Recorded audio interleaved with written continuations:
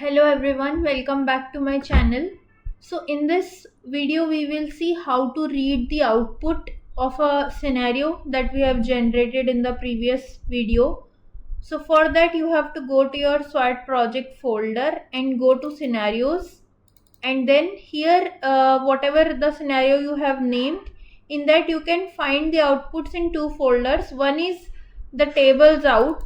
Here you can see this SWAT output MDB file is there, which you can open directly in Access database, and it will open like this. So you will have reach file which will contain the information about all the variables that are exported from reach. For example, here flow out, which is the discharge, and you can directly export this file as Excel and then take the output and compare it with the observed data.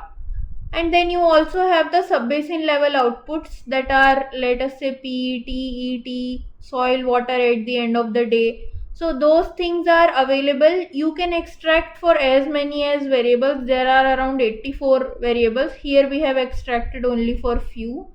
And then you can find the further definition about these in the tables. So here you can see RCH is the reach number, and then GIS is the file number, and you can see these are the variables you can get. For example, sediment yield, nitrate content, and then any nutrient content.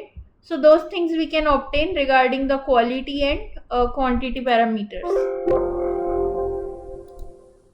So here what you have to do is, depending on where your outlet is, for example, if my outlet is in subbasin 7, so what I can do is I can put a filter here and I will just select 7, so that I will extract the discharge pertaining to that outlet.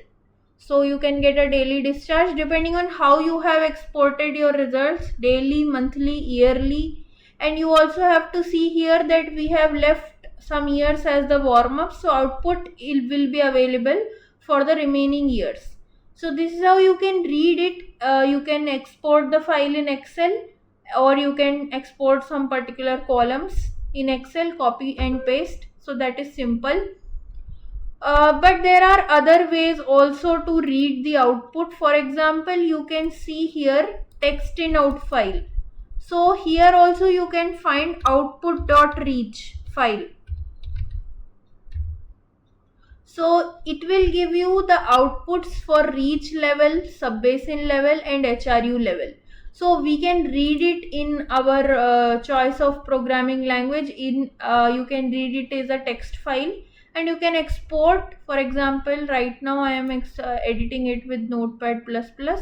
So you can see that the flow out is there. When you have large time series, you have run the model for longer periods and for larger watershed, then this method is useful, because MDB file may get stuck as it becomes heavy. So at that time it is better to use this text in out files. So here we will see in the next video how we can read this flow out and how well it is simulated as compared to the observed flow. So that's it for this video. Thank you.